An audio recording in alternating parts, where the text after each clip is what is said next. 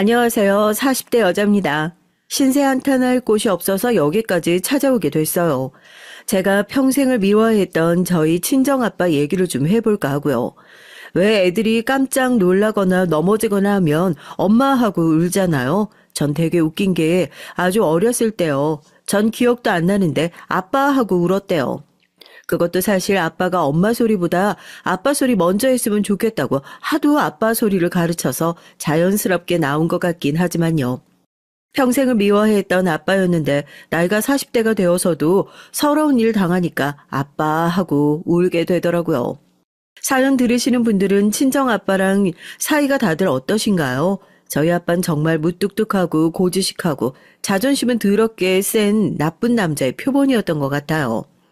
오죽하면 하나밖에 없는 딸이 엄마 소리보다 아빠 소리 먼저 했으면 좋겠다고 갓난에 붙잡고 아빠부터 가르쳤을 정도로 참 앞뒤 꽉꽉 막히고 남편감으로선 정말 꽝인 사람이었습니다.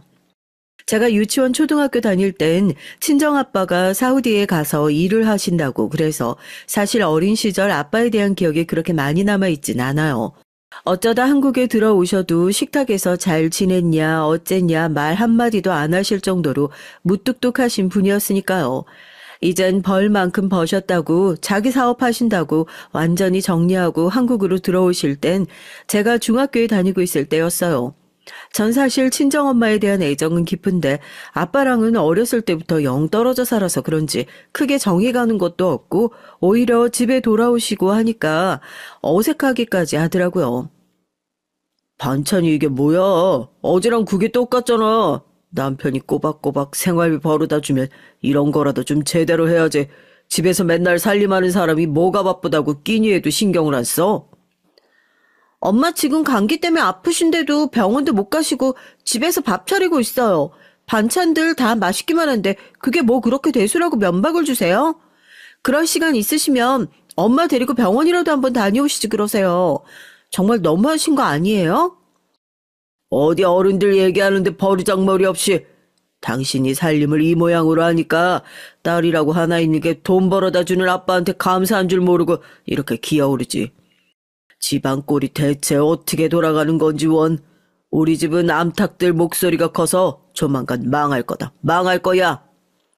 가뜩이나 사춘기 때문에 감정적으로 예민한 시기인데 아빠가 한국에 들어오시고 난 이후엔 진짜 맨날 집에 들어가기가 너무 싫은 거죠. 그 돈 벌어다 주는 게 얼마나 대단한 일이라고 그거 가지고 아빤 꼭 엄마랑 절 협박이라도 하는 것 같이 굴었으니까 더 그랬던 것 같아요. 아빠가 사업한다고 밖에서 사람들 만나고 늦게 집에 들어오는 게 차라리 더 마음이 편했었죠. 사우디에서 돈도 많이 벌어왔겠다. 그때 제가 봤을 때 아빠는 자기 식구한텐 인색해도 밖에서 만나는 사람들한텐 거의 돈을 뿌리는 사람이었으니까요. 사업이 어찌저찌 잘 굴러가긴 하더라고요. 맨날 생활비 주는데 이 정도도 못하냐 하고 유세를 떨긴 했었지만 사실 아빠가 엄마한테 생활비를 합시고 주는 돈은 그렇게 많지도 않았어요. 오히려 그 적은 돈으로 알뜰하게 살림 잘 해나가고 경제력이 더 좋았던 건 엄마 쪽이었죠. 착하고 바보 같은 우리 친정엄마. 남편이라고 하필 골라도 저런 사람을 골랐을까? 왜 저 사람이 내 아빠일까? 속으로 생각 많이도 했어요. 그게 정말이야? 딱 3개월만 기다리면 그게 대박이 난다 이거지? 아이, 잘 됐네. 나도 한국 들어오고 나니까 다시 외국물 먹고 싶었던 참인데 이번에 그거 대박 터지면 내가 자네 목도 제대로 떼어줄 테니까. 그럼 식구들 데리고 다 같이 이민을 가던가 해야지. 알아봐야겠네. 당신 설마 주식 투자라도 하게요? 시아버지 주식으로 쫄딱 망했던 거 기억 안 나요? 아버님이 당신한테 절대 주식엔 손도 대지 말라고 그랬잖아요. 집구석에서 살림이나 하는 사람이 뭘 한다고 이렇게 참견질이야? 3개월 후에 이게 2배, 3배도 아니고 무려 5배나 불어날 주식이라고. 이것만 잘 되면 우리 식구들 전부 미국으로 이민 갈 거니까 그런 줄 알고 애 학교 어디로 보낼지 나 미리 알아보고 있어. 하여튼 알지도 못하면서 목소리만 크면 전부인 줄 알지 이 옆에 애들은. 깊은 뜻도 모르고 말이야. 차라리 그냥 밖에서 허세 떨고 사업이나 잘하고 다닐 때가 훨씬 나았는지도 몰라요. 사업으로 큰돈 벌기 시작하니까 주변에서 그 돈에 군침 흘리는 사람들도 한두 명이 아니었거든요. 친정아빠가 내리막길을 걷기 시작했던 건 그때쯤이었습니다. 아빠의 사업이 한창 잘 될 때쯤에 어디선가 엄청나게 대박날 주식이라면서 아빠한테 투자 권유를 해왔었나 봐요. 엄만 거품 물고 반대하셨죠. 저도 듣기만 했었는데 저희 할아버지가 돌아가신 이유가 주식 투자 때문에 실패해서 노년의 아들들 물려준 돈 싹 다 까먹고 화병으로 계속 시름시름 앓다가 가셨다고요. 그러면서 자식들한텐 너넨 죽어도 사업에도 주식에도 손대지 말아라를 유언으로 남기고 가실 정도였는데 참 웃기게도 저희 아빤 할아버지가 절대 하지 말라는 것들 두 가지를 다 하고 있는 사람이니까요. 뭐? 아니 말도 안 되는 소리를 내가 자네만 믿고 지금 회사 돈까지 싹 다 끌어다가 투자했는데 지금 그게 무슨 소리란 말이야? 그럼 내 돈은 어떻게 하라고? 야, 너 일부러 나한테 이럴 작정으로 접근했던 거지? 5배는 무슨 10배도 갈 수 있을 거라고 네가 분명히 그랬잖아. 왜 아빤 그 간단한 세상 이치를 모르셨을까요? 그게 정말 돈 되는 좋은 종목이었으면 자기 혼자 잘 되고 말지 그 사람이 아빠를 뭘 보고 뭐가 좋아서 그 좋은 정보를 공유를 해주겠냐고요. 그 당시엔 어렸던 저도 당연히 알 이치를 혼자만 모르셔가지고 결국 가족 모두가 예상했던 결과를 맞게 됐습니다. 그 당시에 10억 원이니 지금 가치로 환산하면 얼마나 될지 가늠도 안 되네요. 회사 돈까지 끌어다가 주식에 넣어 몽땅 잃은 것도 모자라서 엎친 데 덮친 격으로 터진 IMF 때문에 아빠 회상 그야말로 총체적 난국을 맞이하게 됐습니다. 주식 투자에 쓸데없는 돈을 까먹지만 않았더라면 회사에 찾아온 위기는 막을 수 있었을지도 모르겠어요. 10배나 뛴다고 했던 주식은 이미 휴지 조각이 돼버린 지 오래였고 아빠에게 투자를 권유했던 사람은 여기저기 사기를 쳐놓고 이미 해외로 잠적을 해버린 상태라고 하더라고요. 결국 사업 쫄딱 망하고 살고 있던 집까지 빼야 할 정도로 어려운 상황에 닥쳤습니다. 엄마는 절망적이셨겠죠. 딸 학교도 보내야 되고 대학도 보내야 되는데 당장 먹고 살기 어려워졌으니까요. 당연히 엄마 입장에서 원망 섞인 얘기 충분히 할 수 있다고 생각했습니다. 하지만 그 지경까지 왔는데도 저희 아빠 죽어도 자존심은 못 버리겠는지 집 식구들을 끊임없이 괴롭게 했어요. 그때 아빠의 모습이 제가 마음을 돌리게 됐었던 결정적인 계기가 됐고요. 스트레스 많이 받았었죠. 엄마 저한테 너는 아무것도 신경 안 쓰고 하던 대로 공부나 열심히 하면 된다고 그러는데 집이 이렇게 쑥대밭이 됐는데 공부가 뭐 머릿속에 제대로 들어오기나 하겠어요? 그 와중에 아빠는 하루라도 빨리 집안을 일으킬 생각을 하긴커녕 술독에 빠져가지고 신세한테만 하기 바빴었죠. 한심했습니다. 당신 언제까지 이러고 있을 거예요? 사업 망했다고 인생 끝날 거 아니잖아. 우리 선주 대학 안 보낼 거야? 나가서 노가다를 하든 뭘 하든 돈 벌어서 하루라도 빨리 털고 일어나야지. 야, 잔소리 하지 마. 잔소리 하지 말라고. 어디 쥐뿔도 없는 주제에 내가 사업 쫄딱 망하고 이렇게 집구석에서 놀고 있으니까 가장이 만만하냐? 만만하냐고. 원래도 별로인 사람이었지만 그 당시 아빠는요 정말로 최악 중에 최악이었어요. 엄마는 어떻게든 돈을 벌어보겠다고 나가서 식당 일을 배우기 시작했고요. 아빠도 몇 달간 그렇게 신세 한탄만 계속하는 것도 지겨웠는지 나가서 일을 하기 시작했죠. 하지만 그것도 뭐 그렇게 오래가질 못하더라고요. 잘 나가던 사업체의 사장이었던 자존심을 버리기가 참 그렇게도 힘들었나 봐요. 욱하는 성질을 죽이지 못해서 회사에서 같이 일하는 동료들과 시비가 붙어 직장을 열어 넘기기도 했었고요. 뭐가 잘났다고 친정아빠 술 마시고 코 골고 자는 모습을 듣고 있으면 저 코를 콱 막아버리고 싶다는 생각을 하기도 했어요. 엄만 새벽까지 일을 하느라 집에 들어오지도 못했는데 뭐가 잘났다고 저렇게 빈털터리가 됐는데도 남편으로서 대접은 받아야겠고 자기가 초라한 모습을 들키기 싫기라도 한 것처럼 식구들을 더 들들 볶더라니까요. 당신 왜 이 시간에 여태 출근 안 하고 설마 또 관둔 거예요? 거기 그래도 소개받아서 힘들게 들어간 직장인데 이런 식으로 마구잡이로 때려치고 나오면 어쩌자는 건데. 이제 이 근처에서 당신 받아줄 만한 직장이 어디 있다고. 또 직원이랑 싸우기라도 했어요? 내 탓이야, 어? 내 탓이냐고. 그 무식한 새끼들이랑 내가 도저히 일을 못하겠다니까. 아는 것도 쥐뿔 없으면서 이래라 저래라 명령질이나 할 줄 알지. 새파랗게 어린 놈들이. 학교가 끝나고 나면 집에 들어가기가 싫더라고요. 아빠 얼굴이 꼴도 보기 싫어서요. 더 싫었던 건 친정엄마였죠. 대체 저런 사람 뭐가 예쁘다고 매일같이 한숨 쉬고 신세한탄을 하면서도 밥 차려주고 해달라는 거 다 들어주고 있나. 저렇게 다 해줄 거 아니까 아빠가 엄마를 더 만만하게 생각하고 괴롭히는 게 아닌가. 전 옆에서 보면서 속이 터져 미칠 지경이었어요. 어쩌겠어요. 그게 저희 엄마 천성인걸요. 사람은 절대로 못 버리는, 한 번 정을 주면 절대 못 끊어내는 엄마 천성이요. 하지만 아빠는 시간이 지나도 전혀 나아질 기미가 보이지 않았습니다. 제가 고등학교를 졸업하고 성인이 되는데 아빠가 그러더라고요.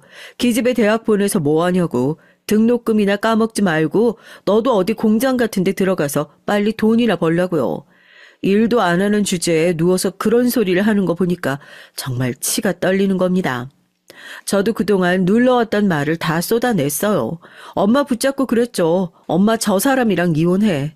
아빠가 눈이 시뻘개져서 어떻게 자기 애비한테 저 사람 소리를 함부로 할 수 있냐고 목에 핏대를 세우고 열을 내요. 저 눈 하나 깜짝 안 하고 그랬어요. 엄마, 아무리 생각해도 이건 아니야. 왜 우리가 맨날 저런 소리 들으면서 살고 있어야 돼? 엄마가 뭐가 아쉬워서, 엄마가 뭐가 모자라서. 나 이제 이렇게 맨날 참아주고 있는 엄마까지 싫어지려고 그래. 그러니까 엄마도 확실하게 선택해. 나야 아빠야. 아빠랑 계속 같이 살 거면 평생 안 보고 살 생각해. 나 절대로 저 사람이랑 이제 더 이상 한 집에서 같이 못 살겠으니까. 아이고 선주야. 아무리 그래도 어떻게 너 낳아준 아버지한테 그런 소리를 해. 이게 아주 대바라지기 짝이 없어서 네가 애비고 뭐고 배는 게 없구나 이제. 어? 그래, 너 오늘 어디 한번 이 인간 손에 죽어봐라. 이리 와 이 기집애야. 제 말을 듣고 노발대발한 친정아빠가 제 얼굴에 손을 댔습니다. 자기가 때려놓고 정작 자기가 엄청 당황을 하더라고요. 아무리 막대먹은 아빠긴 하지만 그래도 살면서 한 번도 제 얼굴에 먼저 손을 댔던 적은 없었으니까요. 본인도 화가 나서 당황해서 그랬다는 것 정도야 알고 있죠. 그런데 제 얼굴에 손대는 거 보니까 그동안 순하게 참고만 있었던 엄마가 정신이 확 나가시더라고요. 어떻게 감히 내 딸한테 손을 댈 수가 있냐고 쓰레기 같은 인간이라고 하면서 아빠한테 막 욕을 퍼부으셨어요. 저 살면서 엄마가 그렇게 크게 화를 내고 욕하는 것도 처음 들어봐요. 별명이 양이에요, 양. 성격이 너무 순하고 착하기만 해서요. 그런 엄마가 불같이 화를 내셨다니까요. 지 자식 귀한 줄도 모르고 사는 쓰레기 같은 사람이랑은 나도 못 산다. 선주야, 그래, 너 이제부터 엄마랑 살자. 나 이제 내 딸 데리고 살 거니까 당신은 앞으로 내 딸 볼 생각 꿈도 꾸지 말아요. 이혼 안 하고 살아도 같은 집에선 도저히 못 살겠으니까 어떻게 변호사 불러서 내가 당신 이 집에서 제대로 쫓아내줄까? 아니면 당신이 양심껏 당신 발로 나갈래? 어? 자식한테 모진 상처를 준 것이 미안했는지 하긴 아빠 성격에 그렇게 미안한 걸 느끼지도 못했겠죠. 그냥 가만히 당하고만 살았던 두 모녀가 갑자기 합심해서 자기한테 대들었다는 것이 자존심이 상해서 집을 나갔다고 한 것이 더 잘 어울리는 말일지도 모르겠어요. 그렇게 아빠는 니들끼리 어디 한번 잘 살아봐라 악담을 퍼붓곤 집을 나가셨습니다. 완전히 갈라서지도 못했어요. 그때부터 호적엔 아빠가 남아있지만 얼굴 한 번을 안 보고 살았네요. 두 분이서 별거를 하신 거죠. 차라리 이럴 거면 엄마도 깔끔하게 이혼을 하고 사는 게 낫지 않겠냐 했는데 또 마음 약한 우리 엄마 이혼은 도저히 안 되겠답니다. 이렇게 떼어놓은 것만 해도 어디냐 하면서 저도 더 엄마를 재촉하진 않았어요. 그래도 맨날 살얼음판을 걷는 마음으로 아빠와 함께 살았던 생활을 정리하고 나니까 정말 숨통이 다 트이는 것 같은 느낌이더라고요. 선주야, 엄마 장사 한번 시작해 보려고 하는데 어때? 네 아빠 그래도 그렇게 못돼 먹은 사람은 아니야. 집 나가면서 우리 둘이서 뭐 해먹고 살 수 있겠냐고 돈은 좀 놔두고 갔거든. 엄마 그거 가지고 식당이나 한번 차려볼까 하고. 그동안 배운 것도 있고 하니까 선주 너도 그러지 말고 옆에서 엄마 일 좀 도와주면 어떨까? 뭐 이건 자기 식구들 챙기는 건지 아닌 건지 그래도 마지막까지 가장의 자존심은 세운다고 별거를 하고 나가면서 아빠가 돈은 좀 놓고 나가셨다고 하더라고요. 엄만 그동안 저 키우시면서 식당에 나가서 일을 많이 배우셨으니까 그렇게 일 배운 거 가지고 아예 조그맣게 식당을 한번 차려볼까 하면 어떨까 얘기를 했던 거고요. 평소에 엄마 음식 솜씨가 워낙 좋은 것도 알고 있고 꼭 음식 솜씨가 좋지 않더라도 성실한 엄마 성격상 뭘 해도 성공할 것 같아서 너무 좋다고 엄마가 식당 한다고 하면 내가 알바든 주방이든 할 수 있는 거 다 돕겠다고 그랬어요. 그렇게 작은 국밥집을 하나 계약을 했습니다. 메뉴도 별로 없어요. 그냥 오며 가며 일하는 사람들 아침 먹고 뜨끈하게 시래기 국밥이나 한 그릇씩 하고 가고 그런 작은 식당이었죠. 제가 그랬잖아요. 저희 엄마 뭐래도 성공하실 분이라고요. 처음엔 하루에 손님이 한두 명 올까 말까 한 날도 있었고 장사를 접을까 둘이서 머리 맞대고 고민한 날도 많았는데 어느덧 근처에서 일하시는 분들 사이에 입소문이 나기 시작하더니 아침 시간엔 정말로 가게에 앉을 자리가 없을 정도로 손님이 꽉 차게 됐죠. 일이 힘들고 바빠지긴 했지만 그래도 팔이 날려서 걱정했던 시절 생각해보니까 이런 걱정은 걱정도 아니다 싶더라고요. 저도 그전까진 적당히 엄마 일 돕다가 내가 하고 싶은 일이 생기면 나갈 생각이었는데 가게 규모가 커지면서 직원들 관리하고 뭐 하다 보니까 어느덧 가게에 제대로 자리를 잡아버리게 됐어요. 그리고 그곳에서 남편도 만나게 됐습니다. 가게 문 연지 얼마 안 됐을 때부터 꾸준히 찾아주던 단골 손님이었죠. 매일같이 같은 메뉴를 먹으면 질릴 법도 한데 자긴 이제 여기 밥 아니면 못 먹겠다면서 너스레를 떨고 밥을 챙겨 먹고 일을 나가는 모습이 참 성실해서 저도 저희 엄마도 좋아하는 손님 중에 한 명이었어요. 특히 저희 엄마가 엄청 예뻐라 했죠. 무슨 사정인진 몰라도 저렇게 매일같이 꾸준히 일 나가는 거 보니까 저 사람도 언젠가 성공하겠다고 아들도 없는데 괜히 아들 같은 마음이 든다면서 잘 먹는 반찬들 몇 가지 싸서 챙겨주기도 하고 그랬어요. 아유, 날이 엄청 춥네요. 오다가 따뜻한 두유 팔길래 우리 어머니 드시라고 사왔죠. 오늘 메뉴 불고기죠? 저기서부터 냄새가 그렇게 맛있게 나는데 빨리 밥 먹고 오고 싶어 혼났다니까요. 그때까지만 해도 저희 남편 참 순박하고 좋은 사람이었는데요. 언제 봤다고 저희 엄마한테 어머니 소리를 해가며 자연스럽게 애교 많은 막내 아들처럼 구는 모습이 보기 좋더라고요. 저도 모르게 말 한마디를 더 걸게 되고 그게 인연이 돼서 결혼까지 하게 됐다니까요. 물론 그 당시에 남편 사정이 정말로 어렵긴 했어요. 남편도 IMF 때문에 집이 쫄딱 망하고 다니고 있던 회사도 쫓겨나고 그래서 먹고는 살아야 하니까 매일 새벽같이 나가서 노가다를 뛰고 있다고 하더라고요. 다른 엄마 같았으면 어떻게 노가다나 뛰고 있는 남자한테 딸을 시집 보내냐 하고 결사 반대했을지도 모르지만 엄만 성실하니 뭘 해도 될 놈이다 하면서 남편을 적극적으로 밀어주셨죠. 오히려 같이 살아야 하는 마누라인 저보다 더 남편을 믿어주셨던 분이었어요. 김서방, 자네 언제까지 그 일을 할 수도 없는 거 아닌가? 그러지 말고 자네도 식당으로 들어와서 일 한번 배워보지 그래.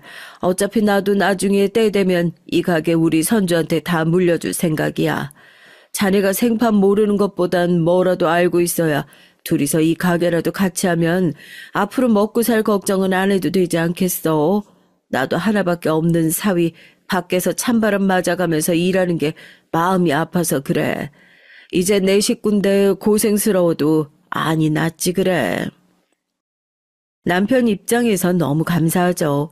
결혼할 때 뭐 하나 제대로 해온 것도 없이 둘이서 부모님 도움 없이 살아보자 해서 정말 손 안 벌리고 단칸방에서 시작을 했는데요. 친정엄만 하나밖에 없는 사위 밖에서 노가다꾼 소리 듣는 게 영 마음이 쓰여서 안 되겠다면서 남편한테 가게일 배우러 나오라고 그렇게 남편을 따뜻하게 품어줬습니다. 식당 일이라는 게 물론 쉽지는 않죠. 세상에 쉽게 버는 돈이 어디 있겠어요. 적어도 앞으로 먹고 살 생각을 하고 멀리 내다보신 엄마의 제안을 감사하게 생각해도 모자랄 판에 남편은 결혼 이후 가게 일을 도우면서도 그렇게 불만이 많았습니다. 아니 이건 아르바이트생 좀 시키면 안 돼? 가게 직원이 몇 명인데 아직도 내가 이런 짐을 나르고 있어야 하냐고. 뭐 밖에서 고생하는 거 걱정돼서 일 배우라고 하셔놓고선 오히려 안에서 고생을 더 많이 하는 것 같아. 이 정도면 장모님이 나 싫어하시는 거 아니야? 우리 엄마도 아직 새벽에 일어나셔서 야채 배달 다 직접 하셔. 그러면 우리가 한 달에 가져가는 월급이 얼만데 당신 나가서 노가다 할 생각해봐. 진짜 지금이 더 고생스러워? 그러면 이거 관두고 나가서 다시 그 일을 하지 왜? 실컷 생각해서 일 시켜줬더니 아무리 그래도 엄마 안 계시는 데서 그렇게 말하는 건 좀 아니지 않아? 부부가 같은 공간에서 일을 하면 그렇게 많이 싸운다고 하잖아요. 저희 부부도 마찬가지였어요. 저희도 신혼 땐 참 다정하게 잘 지냈었던 것 같은데 하루 종일 가게 일이며 집안일이며 붙어있다 보니까 툭 하면 언성 높이면서 싸우는 날들이 많아지더라고요. 더군다나 최근엔 엄마의 건강이 별로 좋지 않아지면서 전 더 신경 쓸 게 많아졌어요. 아무래도 그동안 아빠가 마음고생 시켜 식당 일 때문에 몸도 고생해 혹시나 하는 마음에 걱정돼서 병원을 모시고 갔더니 암이랍니다. 청천벽력 같더라고요. 왜 이렇게 착한 우리 엄마를 빨리 못 데려가서 안달이 났나.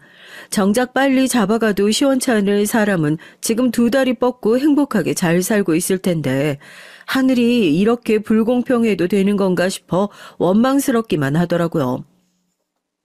당신은 꼭 이럴 때 밖으로 나돌아야겠어? 엄만 지금 건강이 안 좋아서 어떻게 해야 할지도 모르겠는데 사위라고 하나 있는 사람이 아무리 그래도 이건 아니지. 지금 시간이 몇 시인데 이 시간까지 밖에서 술을 먹고 들어와. 너 뭐 잔치 났니? 잔치 났어? 야, 내가 그동안 살면서 얼마나 고생했는데 그래. 나가서 여기 근처 사장님들이랑 모여서 골프도 한번 치고 술도 한잔 마시고 했다. 그게 그렇게 들어오자마자 욕 얻어먹어야 할 그럴 짓이냐? 나 그러면 너네 엄마 아프니까 나도 그냥 찍소리 하지 말고 입 다물고 죽은 듯이 가게에서 기계처럼 일만 해야 한다 이런 거야? 진짜 너무하다 너무해. 너무하다고. 남편이 같은 편인 줄 알았어요. 엄마가 도저히 건강 때문에 식당 일을 다 하실 수가 없는 상황이셨고 저와 남편이 친정 엄마의 자리까지 메꾸려다 보니 정말 눈코 뜰 새 없이 바쁘더라고요. 그런데 이놈의 인간은 늦바람이 들어도 하필 이럴 때 든다는 게 너무 괘씸한 겁니다. 전 가게일 신경 쓰랴 엄마 병원 모시고 가랴 정신이 없는데 남편은 완전히 남의 일이에요. 장모님이 아니라 어머니라고 그렇게 찰싹 달라붙어서 아들 행세를 할 땐 언제고 이럴 땐 남남인 거죠. 장모님이 당장 오늘 내일 하시는 것도 아닌데 자기까지 그렇게 어두침침하게 살아야 속이 시원하겠냐면서 오히려 저한테 버럭 화를 내더라고요. 날이 갈수록 엄마의 건강은 점점 안 좋아지기만 했습니다. 여보, 당신이 진짜 불편한 거 아는데 엄마 우리 집에서 좀 모시고 있으면 안 될까? 나 때문에 한평생 고생만 하셨던 분이야. 어차피 상태 더 안 좋아지면서 병원으로 모시고 갈 거니까 갈 때 가더라도 나 좀 마음 편하게 해주면 안 될까? 잠깐만이라도 좀 모시고 싶어. 엄마의 상태가 점점 안 좋아지면서 전 남편에게 엄마가 병원에 들어가시기 전 잠시 동안만이라도 모시고 살면 안 되겠냐는 제안을 했어요. 당연히 남편은 처음에 별 핑계를 다 대면서 난색을 표했죠. 부부의 독립된 공간인데 장모님도 들어오시면 불편하실 거다 어쩐다. 친정 엄마한테 이 얘기 처음 꺼냈을 때 엄마도 처음에 펄쩍 뛰면서 안 들어가신다고 그랬어요. 그래도 어쩌겠어요. 그렇게 해야 제 마음이 편해질 수 있을 것 같은데요. 순전히 다 제 욕심이었죠. 그럼 우리 엄마 딸이 멀쩡하게 살아있는데 어디 요양원이라도 보내고 도우미 보내서 돌보고 그럴까? 입장 바꿔서 당신 부모님이 아파도 당신 그렇게 할 것 같아? 아니잖아. 적어도 자식으로 태어나서 자식 노릇 좀 하겠다는 게 그게 그렇게 못마땅해? 내가 앞으로 평생 엄마 모시고 살자는 것도 아니고 이제 엄마가 더 살아봤자 얼마나 산다고 병원 들어가시기 전에 그 잠깐이잖아. 우리 엄마가 당신한테 얼마나 잘했는지 벌써 잊은 거 아니지? 솔직히 마음 한구석으론 그런 생각도 있었어요. 노가다꾼이라 하던 남편 정말 걷어먹여 살려준 건 우리 친정엄마인데 지금도 우리 엄마가 벌어놓은 돈으로 카드며 뭐며 펑펑 쓰고 다니는 남편인데 겨우 집에 모시고 살겠다는 얘기에 이렇게 난색을 표할 만한 일인가 엄청 서운하더라고요. 엄마가 알면 더 서운해 하시겠지만요. 결국 제 고집에 남편도 친정엄마도 백기를 들고 합가를 하게 됐습니다. 하지만 별로 좋은 선택이 아니었던 것 같아요. 전 혹시라도 엄마가 집에 혼자 계시다가 큰일이라도 생길까봐 그래서 집안에 있는 동안은 제가 더 챙겨드릴 수 있으니까 조금이라도 더 편하셨으면 좋겠어서 모시고 들어온 건데 결과적으로 그게 엄마한테 더 불편한 일이 되어버렸으니까요. 전 저희 엄마가 사위 눈치 그렇게 많이 보는 사람인 줄 몰랐어요. 엄마, 몸도 안 좋은 사람이 요리는 무슨 요리야. 내일 병원 가야 돼서 무리하면 안 된다니까. 엄마, 나 엄마한테 집안일 해달라고 여기 부른 거 아니야. 여기 그냥 엄마 집이다 생각하고 편하게 쉬시면 된다니까.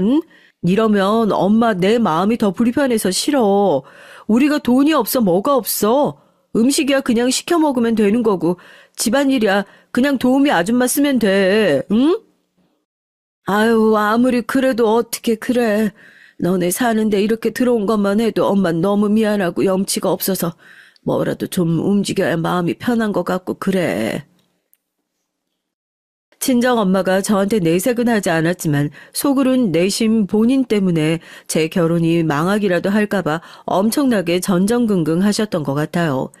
그래서 더 저희 남편한테 잘해주지 않으셨나 싶기도 하고요. 딸이 엄마랑 똑같은 길을 밟지 않았으면 하셨을 테니까요. 그런데 저희 남편은 그런 친정엄마의 마음을 이해하기는커녕 그 배려와 사랑에 오히려 하루가 다르게 더 기고만장해져가는 것 같았습니다. 친정엄마랑 집 합치고 나서 남편이랑 자주 싸웠죠. 전 엄마가 괜히 저희 다투는 소리에 눈치라도 보실까 싶어 싸울 일이 생겼다 싶으면 남편을 밖으로 끌고 나가고 그랬는데 그런 저도 못 참고 대판 붙어버린 일이 생기고 말았습니다. 퇴근을 하고 집에 들어갔는데 제가 거실에서 본 광경이요. 정말 기가 막히더라고요.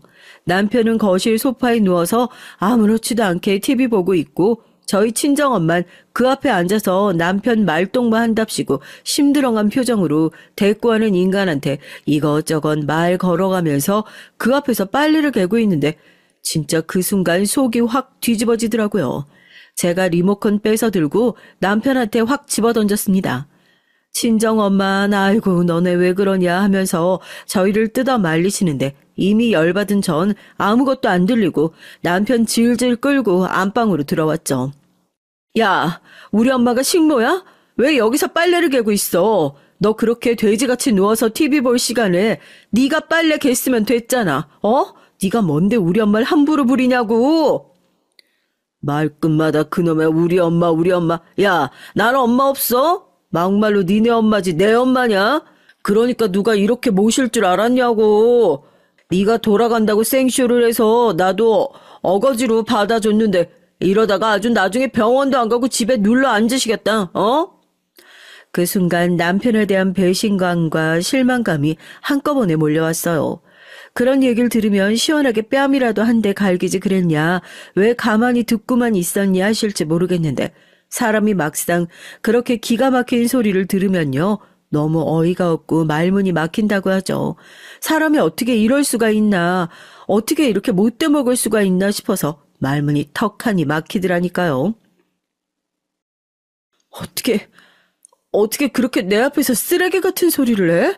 우리 엄마가 너한테 얼마나 잘했는데, 진짜 자식처럼 사랑했는데 어떻게 사위란 놈이 그딴 소리나 짓거리고 있을 수가 있냐고. 남편은 에이씨 하면서 지가 먼저 문을 박차고 나가더군요. 엄마가 무슨 일이냐고, 자기 때문에 싸운 거 아니냐고 달려오는데 전 아무렇지도 않은 척 모른 척을 하면서 그런 거 아니라고 오히려 엄마를 안심시켰습니다. 하지만 남편이 그렇게 정신 나간 짓을 한 데는 다 이유가 있더라고요. 그 뒤로 남편이랑은 친정엄마 앞이 아니면 말 한마디 하지 않을 정도로 당분간 냉전 상태였어요. 또 어디로 샌 건지 가게에도 나오지 않고 답답해서 스트레스를 받을 것 같은 찰나에 친정엄마한테 전화가 왔죠. 무슨 일이 있는 건지 전화를 하신 목소리가 달달 떨리는 게 느껴지더라고요. 엄마, 왜 그래? 어디 아파? 무슨 일 있어? 진정하고 천천히 좀 말해봐. 왜 그러셔? 아이고, 선주야, 이게 다 진짜 무슨 일이라니? 너 지금 얼른 집으로 좀 와봐야겠다. 김서방이 아무래도 다른 여자를 만나고 있는 것 같아. 엄마가 방금 똑똑히 봤어. 그리고 친정엄마는 제게 믿기지 않는 소리를 하시더라고요. 처음엔 엄마가 몸이 안 좋아서 뭐가 조금 오락가락 하시나 하고 착각까지 했을 정도예요. 아무리 개차반인 남편이라지만 아무리 그래도 바람이라뇨. 상상도 못했던 충격적인 소리에 엄마 뭐 잘못 본 거 아니냐고 진짜 김서방이 맞냐고 전화로 몇 번이나 되물었습니다. 엄마 반응을 보아하니 그래요. 그냥 나온 소리는 아닌 것 같더라고요. 집에 도착하니까 얼마나 우셨는지 얼굴이 난리도 아니에요. 내가 오늘 병원 가는 길에 뭘 두고 와서 집에 올라가려고 하는데 김서방 그놈이 분명히 다른 여자애랑 팔짱 끼고 아파트로 올라가잖아. 내가 정말 아직도 손이 다 떨리고 너무 화가 나서 그 두 년놈들을 당장 잡아다가 어떻게 해야 할까 하다가 아이고 이게 다 무슨 일이라니. 우선 엄마를 진정시키고 CCTV를 확인해보니 네, 저희 남편 맞더라고요. 이걸 남편이라고 부르는 게 맞나 싶지만요. 여자랑 팔짱 끼고 저희 아파트까지 들락날락한 게 고스란히 남아있어요. 가뜩이나 컨디션도 안 좋으신 엄만 얼마나 놀라셨는지 숨을 급하게 몰아쉬시더라고요. 그리고 얼마 후 남편 놈의 새끼가 뻔뻔한 얼굴을 하고 집으로 다시 기어들어 왔습니다. 그땐 친정 엄마고 뭐고 생각도 못하고 제가 냅다 달려들어서 시원하게 뺨 갈겼어요.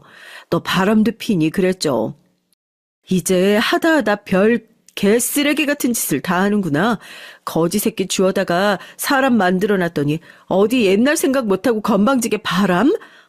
바람! 너 같은 인간이랑 놀아주는 그 여자애가 불쌍하다. 네가 감히 우리 엄마랑 나한테 어떻게 그런 배신을 저지를 수가 있어? 인간이야?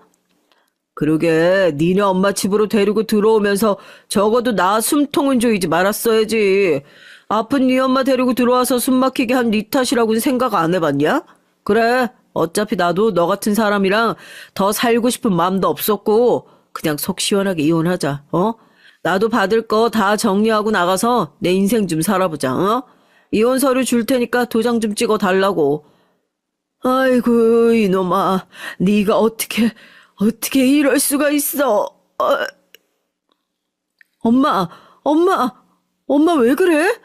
뭐하고 멀뚱멀뚱 서 있어. 당장 앰뷸런스 안 부르고. 남편 놈 싸대기 연거푸 2번 때렸는데도 아직 덜 맞아서 정신을 못 차린 건지 잘못했던 소리는커녕 뻔뻔하게 이혼을 해달라 소리를 하더라고요. 그 얘기에 저희 엄마 혈압 올라서 뒤로 넘어가고 저도 너무 당황해서 급하게 구급차를 불러서 엄마를 병원으로 모시고 갔습니다. 안 그래도 최근에 급속도로 컨디션이 안 좋아지고 있었는데 아무래도 큰 충격을 받으시면서 쓰러지셔서 지금 당장이라도 병원에 입원을 해야 할 것 같다고요. 남편 놈이 제 앞길 참 여러모로 막네요. 너 때문이잖아. 네가 그 지랄만 안 했어도 우리 엄마 저렇게 안 쓰러지셨어. 바람핀 게 뭐가 자랑이라고 우리 엄마 앞에서 그렇게 건방지게 때를 쓸 수가 있어, 이 쓰레기야. 그러게 내가 이혼해달라고 말을 했잖아. 난 이혼하겠다니까? 너만 사인하면 된다고. 내가 미쳤냐? 누구 좋으라고 사인을 해줘. 뭐 이혼? 너 그거 나한테 돈 뜯어가려고 수작 부리는 거 내가 모를 줄 알아? 우리 엄마랑 내가 평생 피땀 흘려서 일궈온 식당 날로 먹고 거기서 그 상간녀 기집애랑 놀아날 생각이지? 우리 엄마 살아계시는 한 그런 일 절대 없어. 이혼 서류에 도장 찍을 일 없으니까 거기 가서 그년이랑 붙어먹든 뭘 하든 네 맘대로 해. 꺼지라고. 남편의 노림수가 빤히 들여다 보이더라고요. 재산 분할이요. 엄마 돌아가시고 나면 가게들 제 명의로 올 게 뻔하니까 이미 아파서 저한테 명의를 옮겨주셨을 거다 확신을 하고 있는 것 같더라고요. 그 돈으로 상간녀랑 새 살림 차려보려고 저한테 이혼을 계속 조르는 모양인데 어림도 없죠. 눈 하나 깜짝하지 않고 그날 이후로 남편이 사용하고 있는 카드 전부 정지했습니다. 사람이요, 참 염치라는 것이 있고 양심이라는 게 있잖아요. 저희 남편은 그 두 가지 모두를 어디 엿이라도 바꿔 먹은 것 같더라고요. 카드 끊기자마자 단박에 전화 오고 제가 전화 안 받으니까 또 쏜살같이 병원으로 쫓아와가지고 깽판을 놓는데 정말 엄마 아파 저렇게 누워 계시는 것만 아니면 당장이라도 이혼 서류에 도장 찍고 싶단 마음이 굴뚝 같았어요. 하지만 지금 당장 변호사를 선임하고 이혼을 준비하기에 엄마 상태가 너무 안 좋아져서요. 병원에선 곧 임종을 준비해야 할 것 같다 얘기까지 나오는 마당에 제가 어떻게 제 결혼 생활을 신경이나 쓸 수 있었겠어요. 내 말 못 들었어? 우리 엄마 살아계실 동안 이혼 서류에 도장 찍어줄 일 없다고. 그리고 카드 정지된 거 그거 법인카드인 거 몰라? 내가 가지고 있는 내 법인 명의로 된 카드 내 맘대로 끊겠다는데 네가 뭔데 병원 와서 이렇게 깽판을 쳐. 너 깡패니?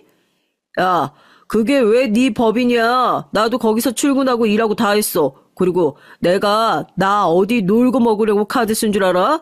네가 맨날 그딴 식으로 생각을 하니까 남편을 그렇게 쥐잡듯이 잡았겠지. 너는 뭐 어디 날 남편으로 생각하기라도 했냐? 어?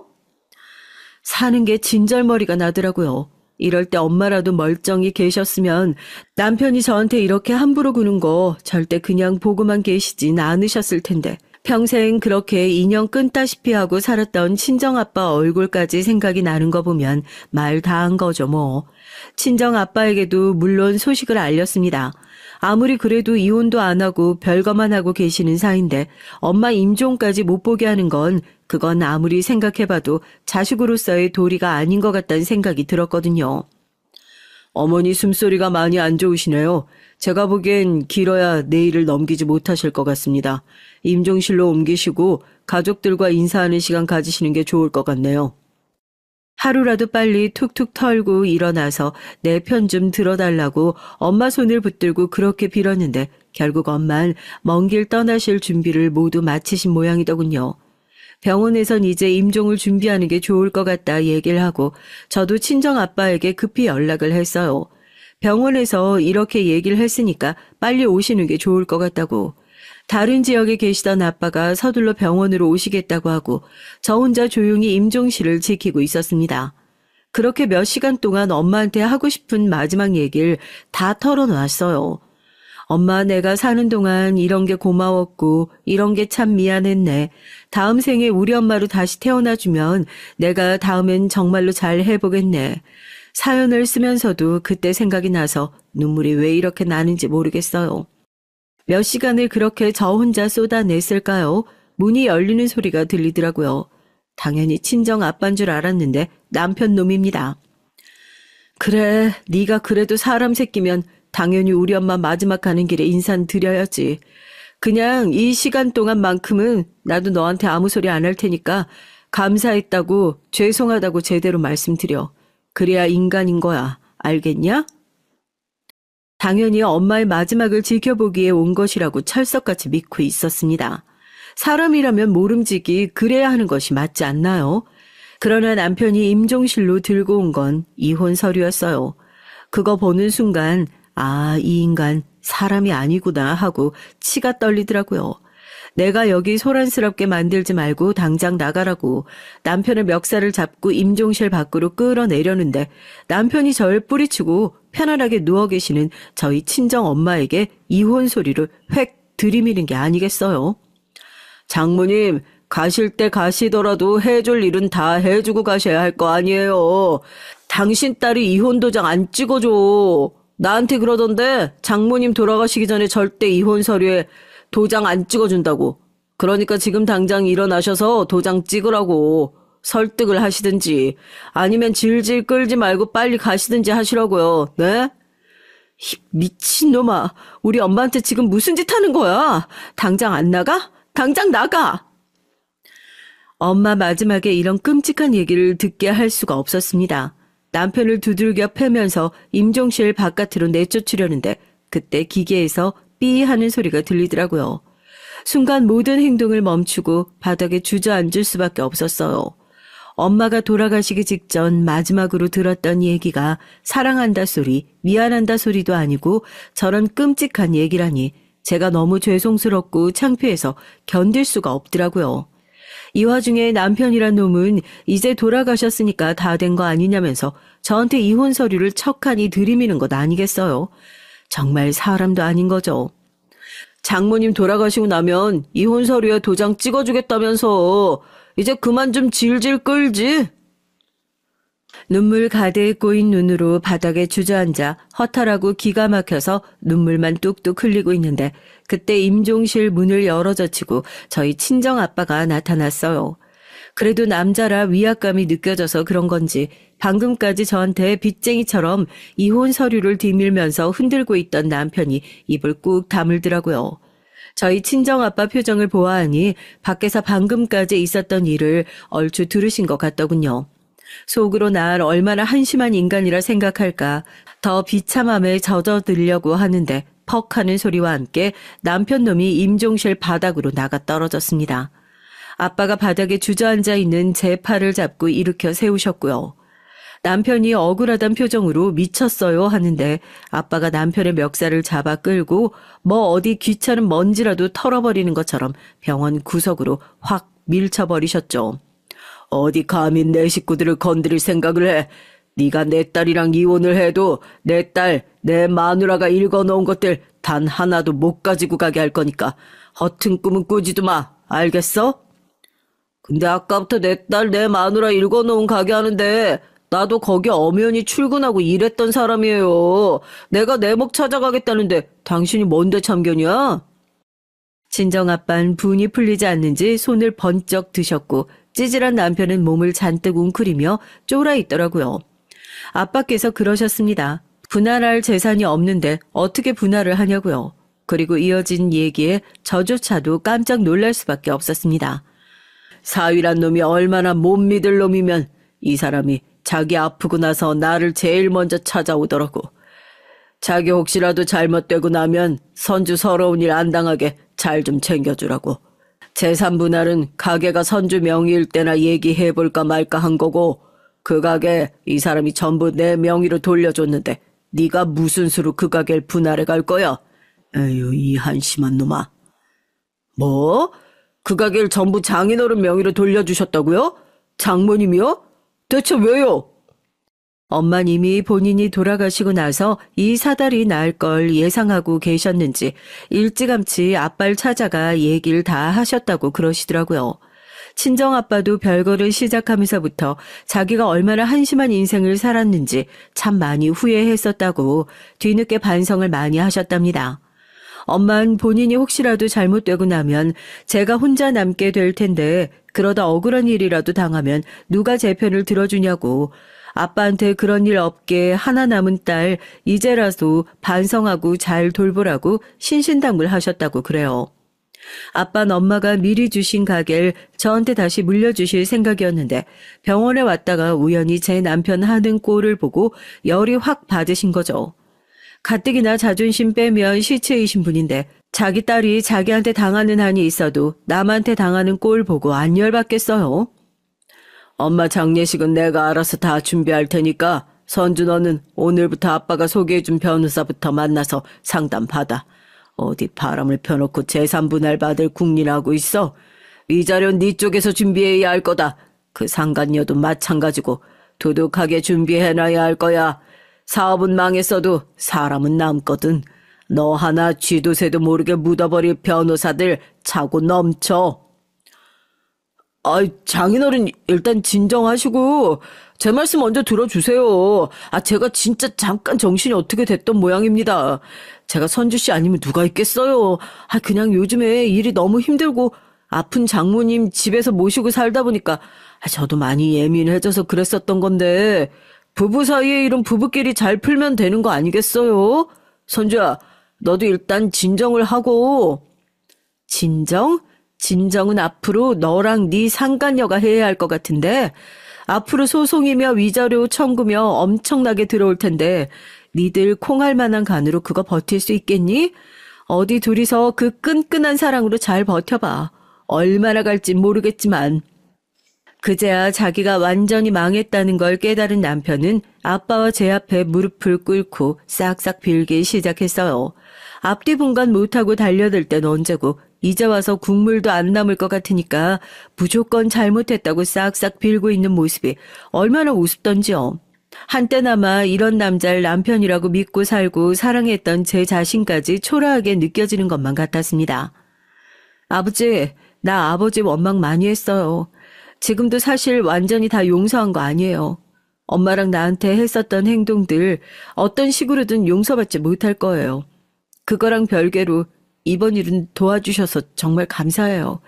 아버지 아니었으면 내가 무슨 정신으로 버텼을까 싶네. 나도 양심이라는 게 있지. 너한테 어떻게 감히 용서해달란 소리를 할 수 있겠어. 나도 참 시간 지나고 나서 생각해보니까 그때 내가 얼마나 바보 같고 쥐뿔 가진 것도 없으면서 왜 그렇게 자존심만 챙기려고 애를 썼는지. 너희 엄마가 고생 참 많이 했지. 내가 죽어도 그 죗값은 다 못 치르지 않나 싶다. 살아있는 동안이라도 이제 네 애비 노릇이라도 제대로 하면서 살아볼라 하니까 그 정도는 용서해주고 봐줄 수 있겠니? 그럴게요. 그럴게요, 아빠. 쓰레기 같은 남편 덕을 본 게 딱 하나 있네요. 평생 화해하지 못할 것 같았던 아빠와 사이가 다시 조금씩 가까워지게 된 거요. 그래도 아빠란 게 얼마나 든든한 존재인지 다시 한번 깨달을 수 있게 됐네요. 오랫동안 엉켜있던 마음의 실타래를 푸는 일이 쉽진 않겠지만 저 그래도 아빠랑 다시 한번 잘 해보려고요. 안녕하세요. 전 40대 초반 남자입니다. 전 결혼한 지 이제 3년 된 유부남이에요. 저와 아내 사이엔 이제 돌도 안 된 아들이 하나 있습니다. 사실 전 아이를 낳고 싶지 않았어요. 아내와 결혼하긴 했지만 아내와 결혼해 사는 2년 동안 과연 우리가 아이를 낳고도 잘 살 수 있을까 걱정됐거든요. 아내와 전 하나부터 10까지 맞는 게 한 개도 없었습니다. 입맛, 취미, 취향 등 어느 것 하나 비슷한 게 없더라고요. 사실 저와 아내는 연애로 만난 건 아니고 소개로 만났어요. 제가 전 여자친구와 헤어진 지 얼마 되지 않아 이별의 아픔에 잠겨 있었는데 대기업에 다니는 사촌형이 본인 직장 동료라면서 소개를 했죠. 얼굴도 예쁜데 집안도 좋고 성격도 시원시원하다고요. 전 여자친구와 헤어진 지 얼마 되지 않아서 사실 전 여자를 만날 생각이 전혀 없었는데 아버지의 성화에 어쩔 수 없이 소개를 받았습니다. 사촌형 회사면 대기업인데 왜 대기업 다니는 여자를 마다하냐고 하셔서요. 요즘 세상에 대기업 다니는 여자라고 하면 두 팔 벌려 환영을 해야지. 네가 뭔데 싫다고 튕기냐 튕기기를. 아버지 때문에 여자친구랑 헤어진 지 얼마 되지도 않았는데 갑자기 무슨 소개팅이에요. 소개팅 얘기가 처음 나왔을 때 전 다른 사람도 아니고 아버지께서 저에게 소개팅하라고 강요한다는 게 이해가 되질 않았어요. 제가 전 여자친구와 헤어진 건 아버지 때문이었거든요. 아버지께선 전 여자친구를 반대하시는 바람에 3년이나 만날 여자친구랑 헤어졌어요. 아버지께서 그 여자랑 안 헤어지면 저와 인연을 끊겠다고까지 하셨거든요. 남들이 들으면 아버지가 헤어지란다고 다 큰 성인이 여자친구랑 헤어지냐고 하겠지만 저에겐 그럴 만한 사정이 있었습니다. 제가 학창시절 사고를 좀 많이 치고 다녔거든요. 흔히 말하는 날라리였죠. 중고등학교 땐 담배 피우다 선생님께 걸려서 아버지께서 학교에 불려오시기도 하고 고등학교 땐 애들이랑 싸우고 다녀서 정화까지 맞을 뻔한 적도 있어요. 그럴 때마다 아버지께서 학교에 불려와서 선생님과 상대방 학생 부모님에게 허리 숙여 사과도 하고 그랬어요. 사춘기 시절에 아버지 마음고생을 많이 시킨 전 고3이 돼서야 정신을 차렸습니다. 제가 학창시절 그토록 반항했던 이유는 바로 부모님 때문이었어요. 중학교에 들어가기 직전 어머니와 아버지께서 이혼을 하셨거든요. 그런데 아버지는 저에게 어머니와 이혼한 이유조차 설명해 주지 않으시고 어머니를 집에서 내쫓으셨습니다. 전 엄마가 그리울 때마다 아버지를 원망했어요. 그 일로 아버지와의 사이가 벌어져 중고등학교 시절 내내 아버지께 반항을 했습니다. 그런데 고3 여름방학 때 아버지께서 장기간 출장을 가시면서 절 근처에 사시던 할머니와 고모에게 부탁을 하셨어요. 밥이라도 좀 챙겨주라고요. 전 고모고 할머니고 다 귀찮아서 집에서 일절 밥을 먹지 않았습니다. 그냥 밤 늦게까지 밖에서 놀다가 밥은 대충 때우고 집에 들어갔죠. 그런데 우리 집에 반찬을 주러 오셨던 할머니와 고모와 주방에서 딱 마주쳤어요.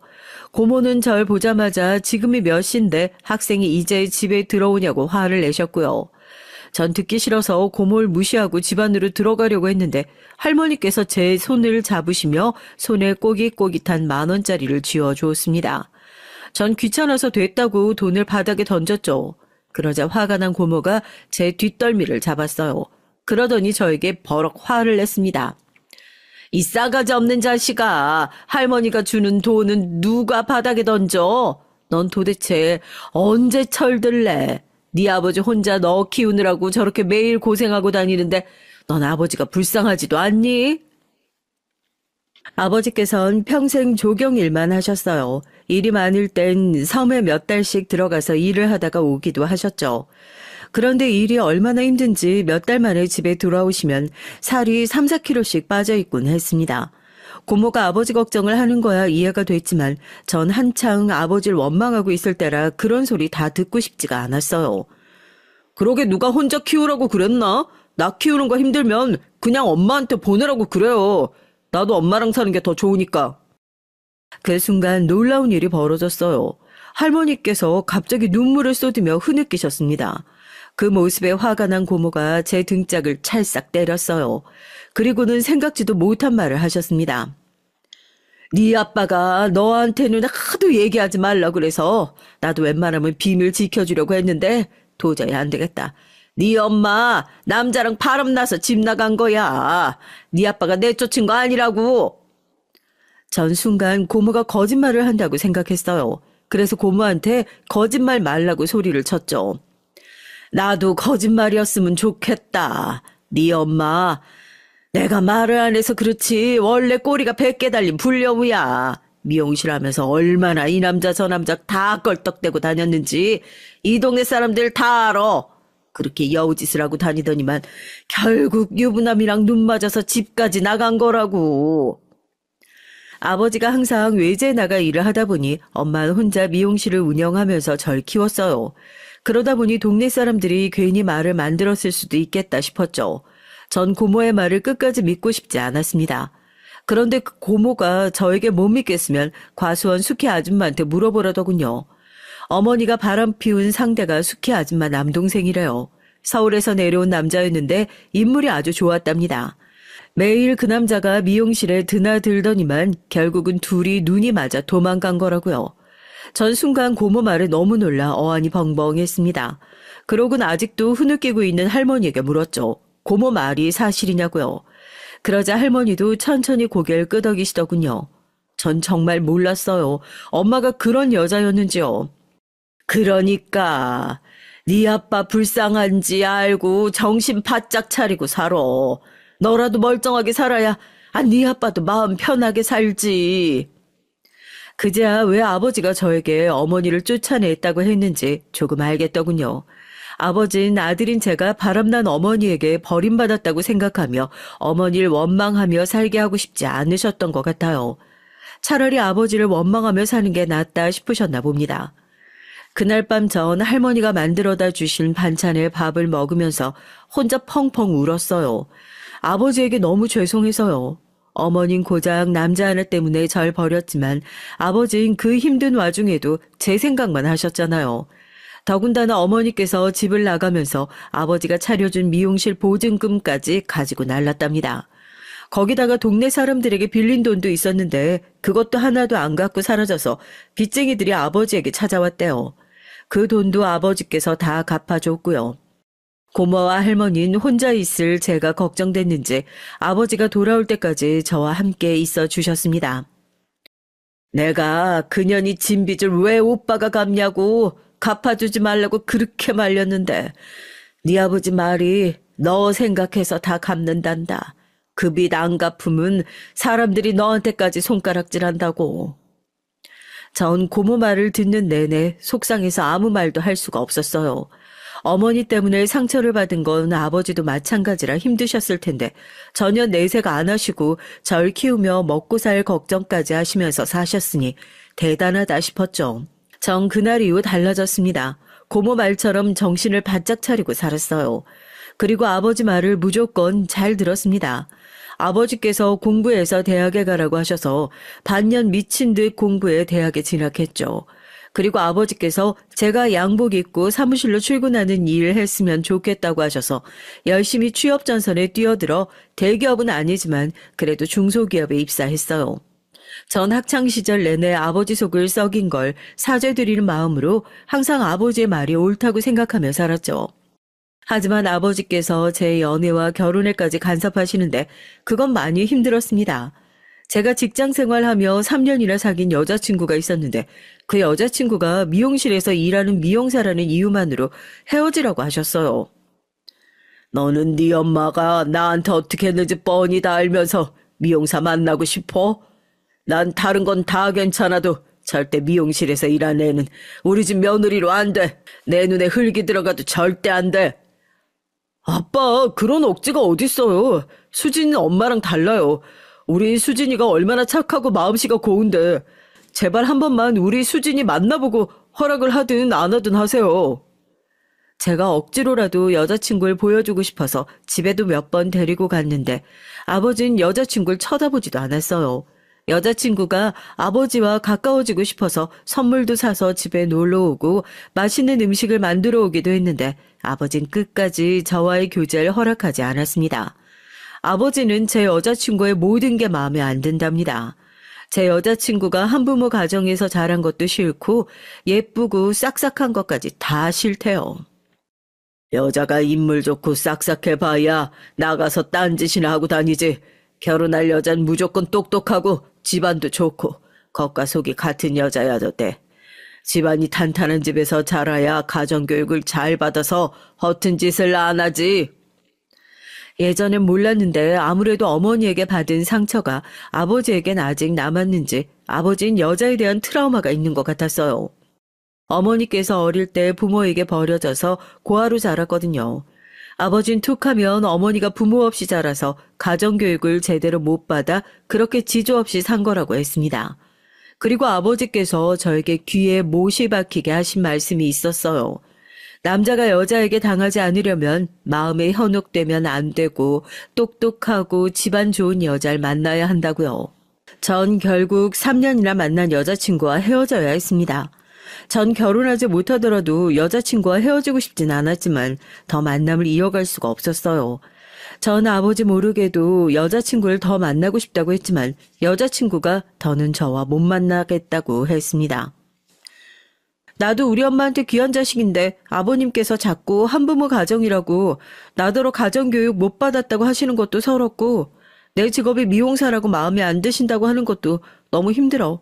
나도 자존심이라게 있는데 더는 자기랑 못 만나겠어. 아마 제가 여자친구라도 저 같은 남자랑은 헤어지자고 했을 거예요. 제가 대단히 잘났거나 우리 집안이 대단하지도 않은데 말도 안 되는 소리를 하면서 교제 자체를 반대하니 자존심이 상하는 게 당연했죠. 할 수 없이 전 여자친구를 보내줘야 했습니다. 아버지는 저와 여자친구를 헤어지게 한 장본인이시면서 저에게 소개팅하라고 강요하신 거예요.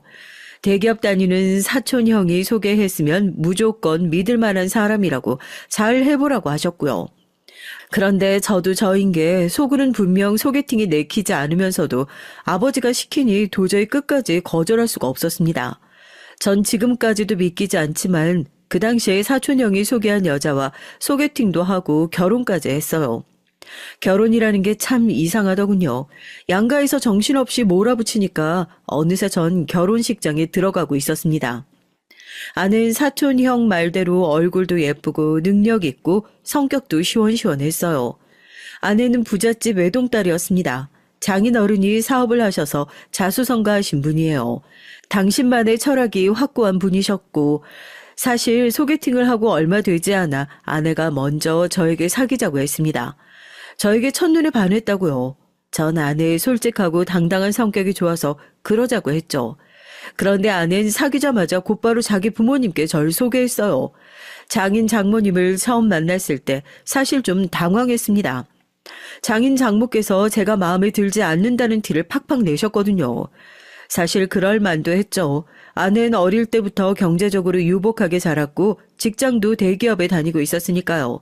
반면 전 집안도 보통에다가 대학도 전문대고 직장도 아내보다 작은 회사에 다니고 있었으니 내세울 만한 게 없긴 했어요. 사실 자네 조건만 들었을 땐 영 마음에 안 들어서 소개 안 받는다고 그랬네. 근데 어쩌겠나. 하나뿐인 내 딸이 자네 아니면 결혼을 안 한다는데. 아무리 촌 출신이라고 그래도 그렇지. 이왕 서울에 올라오는 거 공부 좀 더 해서 4년제라도 나왔으면 좀 좋아. 그래야 너희 아빠 회사에라도 낙하산으로 넣어주지. 전 마치 드라마 속에 들어와 있는 것 같았습니다. 재벌집 사위 면접이라도 보는 줄 알았어요. 그리고 그 순간 전 여자친구의 마음이 단번에 이해가 됐습니다. 전 여자친구가 우리 아버지를 만날 때마다 얼마나 힘들었을지를 생각하니 다시 또 미안하고 마음이 좋지 않았어요.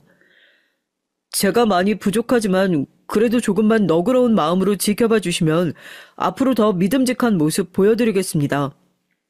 전 애써 좋은 말로 포장해서 제 자존심을 지켰습니다. 그리고 바로 반년 뒤에 결혼했어요. 이런 말 하면 아내는 당연히 서운해하겠지만 당시에 전 아내가 아니었어도 결혼했을 거예요. 이미 제가 좋아하던 여자친구와 헤어진 상태였으니 누구라도 상관이 없었죠. 더군다나 아버진 나이가 찼으니 좋은 여자 있을 때 빨리 결혼하라고 하셨거든요. 전 어쩌면 차라리 잘 됐을지도 모르겠다 생각했어요. 아버지께서 마음에 들어하는 여자와 결혼해 살면 평생 아버지와 싸울 일은 없겠다 싶었거든요. 그런데 살다 보니 제가 얼마나 바보 같은 결정을 한 건지 뼈저리게 느꼈습니다. 조건이 좋고 타이밍이 맞다고 해서 결혼 생활이 행복한 건 아니더라고요. 아내와 결혼한 이후 제 인생은 180도로 달라졌어요. 아내는 제 모든 게 좋다며 결혼하자고 조르더니 막상 결혼하고 나선 절 둘러싼 모든 걸 다 싫어하기 시작했어요. 한 번은 이런 적이 있었습니다. 제가 회사에 일이 많아서 야근을 자주 했거든요. 전 아내도 일하는 사람이니 당연히 야근이나 회식 같은 건 이해해 줄 줄 알았습니다. 그런데 아내는 말도 안 되는 거 가지고 꼬투리를 잡고 사람을 피곤하게 했어요. 거기다가 제가 본인이 다니는 회사보다 작은 회사에 다닌다고 대놓고 무시를 했고요. 코딱지만한 회사가 월급도 쥐꼬리만큼 주면서 사람을 왜 그렇게 부려먹는 건데? 회식할 돈 있으면 월급이나 올려주지. 쓸데없이 왜 자꾸 술을 먹어? 이래서 우리나라에선 무조건 대기업에 다녀야 하는 거라니까. 처음엔 저도 그러려니 했습니다. 원래 아내가 말을 거침없이 하기도 하고 아내도 제가 힘들어 보이니 걱정이 돼서 하는 농담이라고 생각했거든요. 그런데 시간이 지날수록 아내가 절 무시한다는 게 느껴졌어요. 한 번은 장인어른 칠순 때였는데 하필이면 그때 제가 회사에서 중요한 프로젝트를 맡게 돼서 지방에 출장 갈 일이 있었거든요. 전 회사 일이니 어쩔 수 없이 장인어른 칠순 땐 못 갈 것 같다고 말했습니다. 저도 당연히 아내와 장인어른에게 죄송했죠. 그런데 출장 가기 전에 미리 들려 식사 대접하고 선물도 할 생각이었어요. 그런데 아내는 말도 안 되는 소리를 했습니다. 자기, 그냥 회사 그만두면 안 돼? 대단한 회사도 아닌데 가족 행사도 참석 못하게 하는 회사를 뭐하러 다녀? 전 순간 제 두 귀를 의심했어요. 정말 아내가 진심으로 하는 말이 맞나 싶어서요. 전 당연히 농담으로 하는 말이겠거니 하고 넘겼습니다. 그런데 아내 말은 농담이 아니더라고요. 제가 출장 가기 전에 장인어른께서 좋아하시는 술이랑 용돈을 챙겨서 처가에 갔습니다. 그런데 장인어른도 아내와 똑같은 소리를 하더라고요. 자네는 구멍가게 같은 그런 회사 꼭 다녀야겠나? 내가 자네 자존심 상할까봐 지금까지 말은 안 했는데 내 친구들 사위 중에 중소기업 다닌 사위는 자네밖에 없어. 내가 마음 같아선 내 회사에 자리라도 하나 만들어주고 싶은데 자네가 내세울 만한 게 뭐가 있어야 말이지. 괜히 자네 회사로 불러들였다가 직원들 사이에서 낙하산이네 뭐네 말이라도 나오면 나만 곤란해지니까 할 수 없이 지켜보는 거야. 전 아내와 장인어른이 절 놀리려고 일부러 짠 줄 알았어요. 장인어른은 기다렸다는 듯 저에 대한 불만을 쏟아내셨습니다. 전 뭐라고 대답해야 할지 몰라 당황스러웠고요. 전 아내에게 좀 도와달라는 듯 눈빛을 보냈어요. 그런데 아내는 당황한 제 얼굴을 보고도 모른 척 자기 할 말만 했습니다. 아빠, 직원들이 뭐라고 하든 그냥 자리 하나 만들어주면 안 돼? 이 사람 매일 몇 푼 되지도 않는 돈 벌겠다고 회사 눈치 보면서 다니는 거 나도 도저히 못 봐주겠어. 제가 없는 자리도 아니고 버젓이 제가 있는데 아내는 할 말 못할 말 구분 못하고 혼자 떠들었어요. 전 장인 장모님도 계신 자리니 꾹 참고 있었고요. 그런데 결국은 표정 관리가 되지 않아 아내에게 슬쩍 그만하라고 언지를 줬어요. 그러자 아내가 제가 그만하라고 했다고 또 꼬투리를 잡고 늘어지더군요. 당신도 이제 자존심 좀 그만 부려. 당신 아빠 말 듣고도 느껴지는 게 없어? 당신도 조금 있으면 40인데 언제까지 그 코딱지만한 회사에서 대리 달고 있을 거냐고. 나도 친구들한테 말하기 창피하단 말이야. 저는 분명 장인어른 칠순에 참석하지 못하는 게 죄송해서 미리 축하해드리고 싶은 마음에 간 거였어요. 그런데 장인어른과 아는 저에게 싫은 소리를 하려고 미리부터 준비를 하고 있었던 것 같더라고요. 이번 내 생일이 그냥 생일도 아니고 칠순이네. 회사 직원들에게 다 내 친구들까지 다 오는 자리인데 하나뿐인 사위가 빠지면 되겠나? 자네가 빠지면 내 지인들이 뭐라고 하겠어? 아이고 생각만 해도 끔찍하네. 암튼 무슨 수를 써서든 그날은 꼭 오게. 자네 빠지면 나 정말 서운해할 거야. 저는 할 말이 없어서 꿀먹은 벙어리 마냥 한마디도 못한 채 집에 돌아왔습니다. 그날 저녁 결혼하고 처음으로 아내와 대판 싸웠어요. 전 장인어른 칠순날 어떻게 해야 하나 고민하느라 정신이 없었는데 아내는 저더러 장인어른 얘기하시는데 대답을 안 했다고 화를 내더라고요. 그냥 출장 안 가고 칠순날 온다고 하면 되지. 당신은 그게 뭐가 어렵다고 말을 안 해? 회사 일인데 빠지는 게 어떻게 쉬울 수가 있어. 나라고 장인어른한테 그런 소리까지 들어가면서 칠순 생일에 빠지고 싶겠어? 그럼 그냥 다른 사람 보내고 안 가면 되지. 뭔 걱정이야? 누가 보면 아주 나란 일이라도 하는 줄 알겠네. 아내는 제 마음도 모르고 제가 유난 떠는 것처럼 말했어요. 전 날이 갈수록 더 말이 통하지 않는 아내 때문에 힘들 때가 한두 번이 아니었습니다. 아내는 그 이후로도 절 수시로 무시했어요. 명절 때도 본인은 명절 보너스의 선물에 식사권까지 회사에서 주는 혜택이 많은데 우리 회사는 떡값도 안 주고 꼴랑 필요도 없는 선물 세트 하나 준다고 비웃었고요. 그리고 하는 말이 더 기가 막힌 게 이런 건 우리 아버님이나 가져다 주라고 했습니다. 아버님은 돈 아깝다고 샴푸랑 치약도 아껴 쓰시는데 이거 갖다 드리면 엄청 좋아하시겠네. 아내는 아무 생각 없이 하는 말이겠지만 듣다 보면 은근 기분이 상했어요. 저도 아내가 하는 행동마다 일일이 지적하다 보면 항상 싸우게 되니 웬만한 건 참고 넘어갔죠. 그런데 바보 같은 저에게도 절대로 참을 수 없는 게 있습니다. 아버지가 계신 앞에서 절 무시하거나 아버지를 만만하게 대하는 건 절대 넘어갈 수가 없었죠. 그날은 장인어른 칠순날이었어요. 전 결국 출장을 다른 직원에게 부탁하고 장인어른 칠순에 갔습니다. 저희 아버지까지 장인어른 칠순에 오겠다고 하셔서 도무지 제가 빠질 수가 없었거든요. 물론 장인어른이 몇 번씩이나 본인 칠순에 올 거냐고 확인 전화를 하기도 하셔서 제가 모르는 척하고 있을 수가 없었거든요. 그런데 그냥 빠질 걸 그랬습니다. 전 처가 사람들과 아내의 행동에 기분이 상해서 몇 번이나 자리를 박차고 나올 뻔했어요. 시작은 사소한 질문에서 시작됐습니다. 장인어른 지인분이 저와 아내를 보고 결혼한 지 꽤 됐는데 왜 아직 아이를 갖지 않냐고 물었어요. 저를 닮은 아들이면 잘생겨서 좋을 것 같다고요.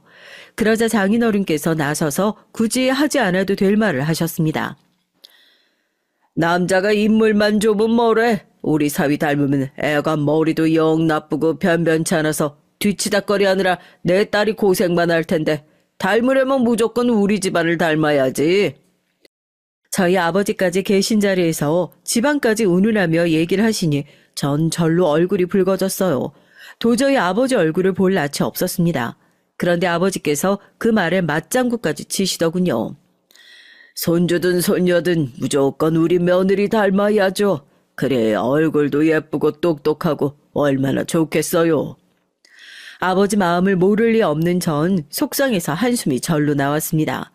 장인어른 칠순이 끝나고 바로 부산에 내려가신다는 아버지를 배웅하는데 전 내내 마음이 좋지 않아 아버지에게 괜히 죄송하다고 했어요. 그러자 아버진 제 마음을 다 아신다는 듯 제 손을 잡았습니다. 오랜만에 서울 구경해서 너무 좋은데 뭐가 미안해. 아버지는 너만 잘 되면 그걸로 됐다. 힘들어도 장인 장모한테 잘해. 아버지는 항상 저를 볼 때마다 처가에 잘하라는 소리만 하셨어요. 전 그 소리 듣는 것도 싫었고요. 사실 아내는 저와 다르게 시댁이라고는 신경 쓰는 게 하나도 없어요. 부산에 아버지랑 할머니가 계신데도 명절마다 아버지가 서울에서 멀다고 오지 말라고 하면 정말 안 가려고 했고요. 제가 억지로 끌고 가야 1년에 한 번, 두 번 가는 게 다였습니다. 더군다나 한 번은 아내가 친구랑 통화하는 소리를 들었는데 그 내용이 기가 막히더라고요. 넌 명절마다 시댁 가는 거 너무 힘들겠다. 난 우리 시어머니가 진작 바람나서 도망가는 바람에 시어머니 안 계시잖아. 시아버지도 내 눈치 보느라 오라고 안 한다니까? 너무 좋아. 아내도 별 생각 없이 친구랑 하는 얘기겠지만 전 슬슬 아내의 그 생각 없이 하는 말에 지쳐갔습니다. 30도 훌쩍 넘은 여자가 어쩜 저렇게 생각 없이 말을 하는지 모르겠어요. 그러던 중 믿을 수 없는 일이 벌어졌습니다. 저희 아버지께서 갑작스럽게 사고를 당하셨어요. 명절 얼마 남기지 않고 급하게 끝내야 할 일이 있어서 아버지께서 무리해서 일을 하시다가 사다리에서 떨어지셨나 보더라고요. 머리를 심하게 다쳐서 큰 병원으로 갔는데 바로 수술을 해야 한다고 해서 급하게 머리 수술을 하셨더라고요. 전 고모에게 연락을 받고 놀라서 바로 부산으로 내려갔죠. 그런데 병원에서 수술 경과가 좋지 않다고 마음의 준비를 하라고 했어요. 전 가슴이 철렁 내려앉는 것만 같았습니다. 전 다행히 휴가 기간이라 아버지 곁에 있었어요. 아무래도 아버지께서 상황이 좋지 않으니 전 아내에게 연락했습니다. 아내도 부산에 내려오는 게 좋을 것 같다고요. 그런데 아내가 대뜸 하는 말이 어처구니가 없었어요. 자기 설마 잊은 거야? 내일 엄마 아빠랑 필리핀 골프 여행 가기로 했잖아. 오늘 저녁엔 올라와야지. 아내는 이 정도로 말귀를 못 알아듣는데 도무지 어떻게 대기업에 들어간 건지 모르겠어요. 우리 아버지 돌아가시게 생겼다는데 지금 여행이 문제야? 원래 병원에선 다 그렇게 말해. 수술 끝나고 병원에 계시는데 뭐가 걱정이야? 순간 전 혹시 아내가 사이코패스가 아닐까 진지하게 고민했습니다. 그러지 않고서야 이럴 수가 없어요. 전 아내와 더는 대화하고 싶지 않아서 휴가 동안 병원에 있을 거니까 그렇게 여행 가고 싶으면 너나 가라고 했습니다. 아내는 다음날 장인 장모님과 필리핀으로 골프 여행을 떠났어요. 그리고 3일 후 아버지께서 돌아가셨습니다. 전 고모와 할머니와 함께 임종을 지키고 장례 절차를 밟았어요. 그 사이 할머니께서 2번이나 정신을 잃으시는 바람에 전 너무 무서웠습니다. 아버지께서 돌아가셨다는 게 믿기지도 않는 상황에서 할머니까지 어떻게 될까봐 걱정이 됐죠.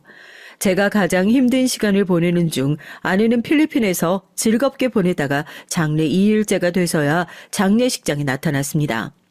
갑자기 들어오게 돼서 비행기 표가 없어서 어쩔 수가 없었대요. 거기다가 아내가 장례식장에 오자마자 처음으로 한 말이 너무 피곤하다는 말이었습니다.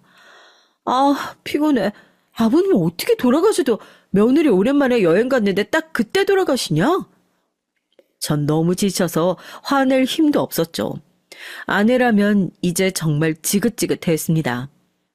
제발 남은 이틀이라도 입 좀 다물고 있어. 안 그래도 힘든데 당신이 입만 버리면 정말 돌아버리겠으니까. 당신 지금 나한테 입 다물라고 한 거야? 당신이 이래서 감당되겠어? 나 임신했는데? 아내는 무슨 대단한 서프라이즈라도 하듯 아버지의 장례식장에서 본인의 임신 사실을 발표했어요. 정말 답이 없는 여자였죠. 전 웃어야 할지 울어야 할지 가늠이 안 됐습니다. 그 정도로 혼란스러웠어요. 사실 전 아내와의 사이에서 아이를 낳고 싶지 않았어요.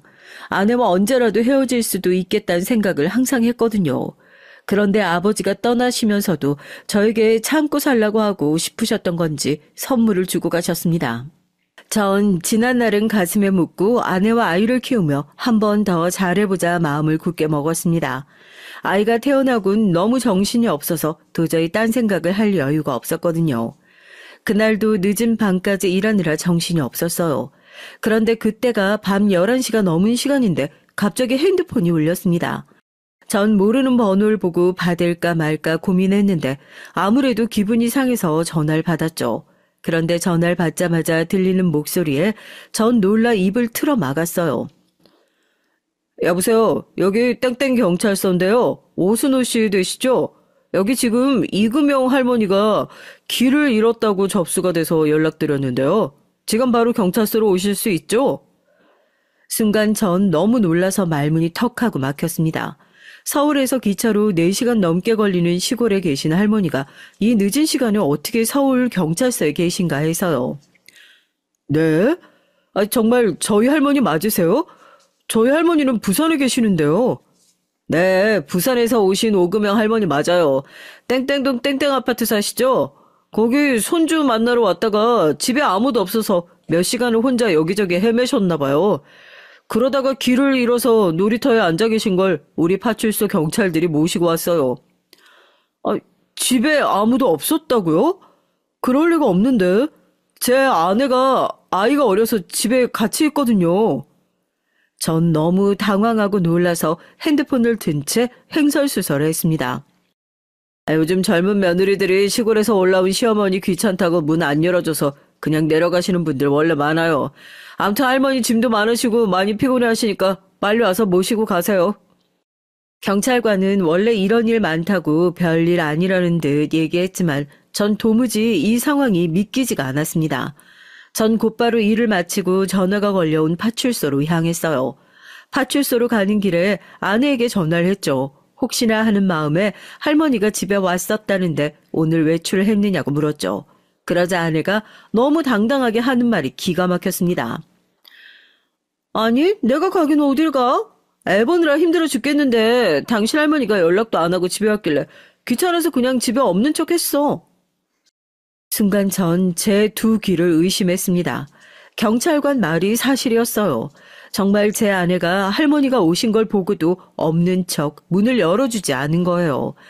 전 너무 화가 나서 도무지 참을 수가 없었습니다. 당신 제정신이야? 우리 할머니 부산에서 우리 집까지 혼자 기차 타고 버스 타고 5시간을 올라온 거야. 그런데 어떻게 연락 좀 안 하고 왔다고 문도 안 열어줄 수가 있어? 할머니 혼자 기다리다가 지쳐서 여기저기 돌아다니다가 길 잃어서 지금 경찰서라잖아. 전 혼자 문 앞에서 벌벌 떨었을 할머니를 생각하니까 눈물이 왈칵했어요. 그런데도 아는 사람이 맡기는 한 건지 뻔뻔한 소리를 해댔습니다. 끝까지 본인은 잘못한 게 없다네요. 그러니까 서울에 오는 5시간 동안 어떻게 전화 한 통을 안 하시냐고. 그리고 이 집은 엄연히 우리 집인데 내가 초대를 하지도 않았는데 무턱대고 오신 분한테 무조건 문을 열어줘야 되는 거야? 난 도저히 이해가 안 되는데? 우리 할머니가 남이야? 초대받아야만 손주네 집에 오게? 그리고 아무리 싫어도 날씨가 이렇게 추운데 몇 시간을 할머니 혼자 복도에 계시게 그냥 둘 수가 있어. 당신이 그러고도 사람이야? 나야 사람 없는 줄 알면 당연히 그냥 돌아가실 줄 알았지. 거기서 계속 기다리실 줄 알았나? 아내는 당연히 할머니가 부산으로 돌아가신 줄 알고 애를 재우다가 그냥 같이 잠이 들었답니다. 그래서 할머니가 밖에 계신지 전혀 몰랐대요. 아내가 아무리 개념 없고 자기밖에 모르는 여자라고는 해도 나이도 먹을 대로 먹은 성인에다가 자기 배 아파 자식도 낳은 부모니 도리를 아는 사람이라고 생각했어요. 그런데 제가 너무 많은 걸 바랐나 봐요. 아내는 기본이 아니라 아예 사람으로서 도리도 저버린 인간이었습니다. 87세의 연세에 부산에서 혼자 서울까지 올라오신 할머니를 집에 있으면서도 문을 안 열어주고 몇 시간을 모른 척 했답니다. 더군다나 그러고 본인은 잠까지 잤대요. 저는 온몸에 소름이 돋았습니다. 제가 어쩌다 이런 악마 같은 여자와 결혼해야 했는지 후회가 됐어요. 지금 경찰서로 가고 있으니까 할머니 모시고 집으로 갈 거야. 그러니까 지금 당장 할머니 드실 거랑 주무실 방 준비해. 전 마지막 인내심을 간신히 붙잡으며 아내에게 얘기를 했죠. 그런데 아내는 아직도 정신이 없었습니다. 할머니를 왜 우리 집으로 데리고 와? 그냥 그저 모텔방 잡아드리면 되지. 순간 간신히 붙잡고 있던 제 이성은 파사삭 끊어지고 말았어요. 이제 던 참을 수가 없었습니다. 모텔? 너 정말 최악이구나. 전 경찰서에 도착하자마자 할머니의 상태부터 확인했어요. 1월 이 추운 날씨에 몇 시간을 헤매고 다니셨으니 감기라도 걸리셨을까 봐서요. 연신 괜찮냐고 묻는 저에게 할머니는 아무렇지 않다고 하시면서 웃으셨어요. 그 모습을 보는데 가슴이 아파서 할머니를 똑바로 바라볼 수가 없었습니다. 그리고 얼마 전 새해가 되자마자 시골에 계신 할머니께서 저에게 전화를 하셨던 게 기억이 났죠. 증손주가 보고 싶다고 언제 올 거냐고 물으셨어요. 그때도 마음 같아선 당장 쉬는 날 아들 데리고 부산에 내려가겠다고 하고 싶었지만 아기가 아직 어리니 명절이나 한번 내려가겠다고 하곤 전화를 끊었습니다.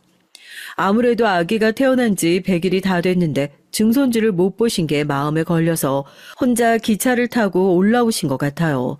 사실 그날도 진작 서울에 온다고 저에게 말씀하셨으면 제가 기차역으로 모시러 갔을 텐데 할머니께선 제가 신경 쓰는 게 싫으셨는지 연락도 안 하고 오신 것 같아요. 얼마나 밖에서 헤매셨는지 아직도 차가운 할머니의 손을 잡고 경찰서를 나오는데 전 다시 한번 놀라고 말았습니다. 할머니의 짐가방이 너무 무거워서요. 할머니, 어디 이민이라도 가? 무슨 가방이 이렇게 무거워. 누가 보면 벽돌 들고 온 줄 알겠다. 전 놀랐을 할머니의 긴장을 풀어드리기 위해 농담조로 얘기를 했는데 할머니는 마음이 쓰였는지 제가 든 가방을 뺏으려고 했어요. 아이고, 내가 주책이지. 우리 손주 힘들게 이런 걸 괜히 가지고 와서는. 안 되겠다. 이거 집에 가지고 가봐야 다 짐인데 우리 그냥 다 버리고 가자. 할머니는 제가 진짜로 가방이 무겁다고 한 줄 아는지 가방 지퍼를 열어 안에 있는 것들을 다 버리려고 했어요. 전 놀라서 할머니에게 손을 잡고 농담한 거라고 했습니다. 그리고 차 가지고 와서 무거워도 된다고요. 그런데도 할머니는 자꾸만 가방 안에 짐을 버리겠다고 우겼습니다. 그 순간 할머니의 짐가방을 열었는데 전 순간 눈물이 울컥했어요. 글쎄 가방 안은 온통 제 아들과 아내에게 줄 선물뿐이었습니다. 백일떡을 잔뜩 해서 하나하나 포장한 박스와 출산한 아내를 위한 녹용을 상자째 가방에 넣어왔더라고요. 그걸 보는데 전 아내에게 더 화가 났습니다. 이 정도로 본인을 걱정하고 생각해서 온 할머니를 어떻게 그렇게 매몰차게 쫓아낼 수가 있는 건지 도무지 이해해 보려고 해도 이해할 수가 없었죠. 전 그 순간 오만 가지 생각이 들었어요. 진심으로 아내한테 정이 뚝 떨어졌습니다. 저희 아버지가 돌아가실 때 아내가 했던 말이나 행동도 아직도 마음에 남아있는데 할머니에게까지 이러는 모습을 보니까 제가 과연 아내와 살 수 있을까 싶더라고요.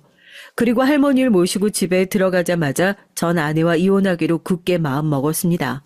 글쎄 제가 음식도 준비해두고 이불도 준비하라고 했는데 아무것도 하지 않고 온 집에 불을 다 끄고 자고 있더라고요. 심지어 안방 문까지 잠그고요. 전 이제 화도 나질 않았습니다. 기가 막혀서 오히려 웃음이 났죠. 전 애써 할머니께서 걱정하실까봐 아내가 애를 재우고 있는 것 같다고 시간도 늦었으니 증손주 내일 보고 먼저 좀 주무시라고 했어요. 전 작은 방에 할머니를 재워드리고 비상 열쇠를 꺼내 안방 문을 열었습니다. 그리고 아내를 흔들어 깨웠죠. 전 태어나서 그날처럼 화가 났던 순간이 없어요. 정말 마음 같아선 아내도 짐짝처럼 들어서 문 밖으로 내쫓고 싶었습니다. 너도 똑같이 당해보라고요. 하지만 전 아내와 다른 사람이었어요. 전 제대로 된 가정교육을 받고 자란 사람이에요. 그렇게 막무가내로 무식한 여자와 똑같이 행동할 수는 없었죠. 일어나. 나랑 얘기 좀 해. 전 최대한 이성을 놓지 않고 아내와 대화하려고 노력했습니다. 차분히 서로 얘기를 나눠보고 아내가 저에게 잘못했다고 다시는 그러지 않겠다고 인정하면 저도 용서해 주려고 했어요. 그런데 아내는 끝까지 제 한계를 시험했습니다. 자리에서 벌떡 일어난 아내는 저에게 자는 사람 왜 깨우냐면서 화를 냈어요. 당신 아까 내가 전화해서 했던 말 잊었어? 내가 할머니 모시고 오겠다고 했잖아. 근데 어떻게 아무 준비도 안 해놓고 들어가서 잘 수가 있어? 난 할머니 집에 오는 거 싫다고 했잖아. 내가 시어머니도 아니고 왜 시할머니 시중까지 들어야 돼? 내일 아침 밝자마자 바로 부산으로 내려가시라 그래. 당신 정말 해도 해도 너무한다.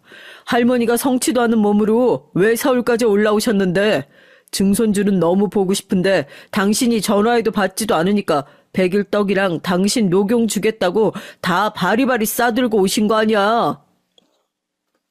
전 다시 한번 할머니께서 들고 온 가방 안에 들어있던 떡과 녹용이 떠오르자 마음이 울컥했어요. 저는 거실로 나가 할머니가 싸운 떡과 녹용을 아내에게 보여줬습니다. 이 무거운 걸 할머니께서 5시간을 걸려 서울까지 가지고 온 거라고요. 그런데 아내는 전혀 제 뜻을 이해하지 못했어요. 떡이랑 녹용이 뭐라고? 이딴 걸 주겠다고 다 늙은 노인네가 왜 괜히 서울까지 올라와서 집안에 분란을 만들어. 지겨워 정말. 제 말에도 아내는 인상을 구기며 온갖 짜증을 다 부렸습니다.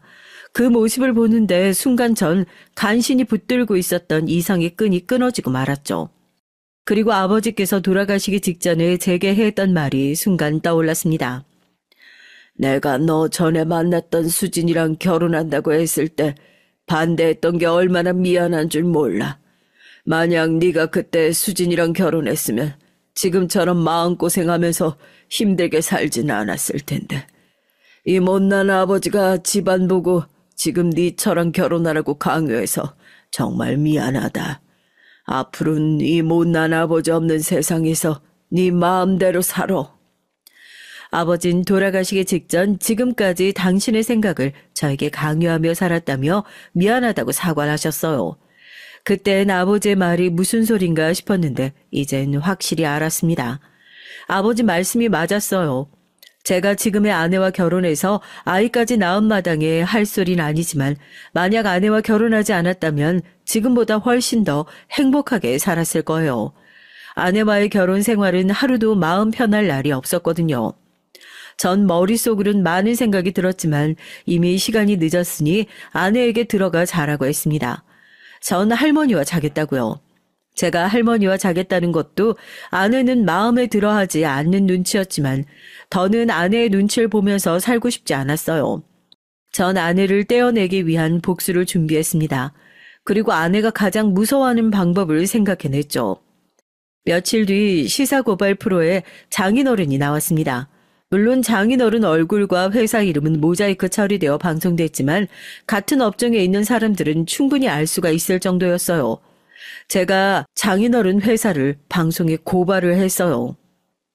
최근 대기업에서 오너의 갑질로 인한 사건 사고가 끊이질 않았는데요. 과연 갑질이라는 게 대기업 오너에만 해당되는 일일까요?